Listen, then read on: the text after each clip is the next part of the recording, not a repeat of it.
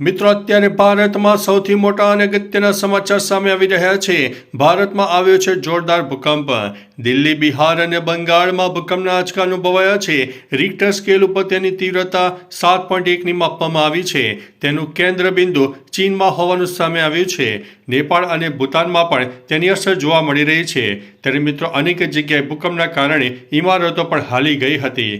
મિત્રો, મહત્વનું છે કે 4 નવેમ્બરે પણ નેપાળ ભૂકંપની અસરથી દિલ્હી એનસીઆરમાં જોવા મળ્યું હતું અને લોકો ઘરની બહાર દોડી આવ્યા હતા। ત્યારે મહત્વનું છે કે મંગળવારે સવારે 6 વાગે અને 35 મિનિટે દિલ્હી એનસીઆર, બિહાર અને પશ્ચિમ બંગાળમાં ભૂકંપના તીવ્ર આંચકા અનુભવાયા છે। નેશનલ સેન્ટર ફોર સિસ્મોલોજીના જણાવ્યા અનુસાર રિક્ટર સ્કેલ ઉપર તેની તીવ્રતા 7.1ની માપવામાં આવી છે।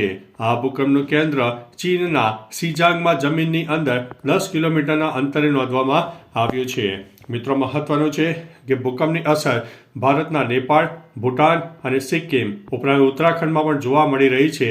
હાલમાં ભારતમાં ભૂકંપના કારણે કોઈ નુકસાનીના અહેવાલ નથી। નેપાળ અને ચીનમાં અત્યાર સુધી કોઈ નુકસાનીના સમાચાર મળ્યા નથી। મિત્રો, તમે સિસ્મોલોજી સેન્ટરના એક સેટેલાઇટ ઇમેજ પિક્ચરના આધારે જોઈ શકો છો કે ભૂકંપનું કેન્દ્રબિંદુ ક્યાં હતું। તો ચાલો મિત્રો, ફરીથી નવા મહત્વના સમાચાર લઈને મળતા રહીશું। ત્યાં સુધી અમને રજા આપશો। નમસ્તે।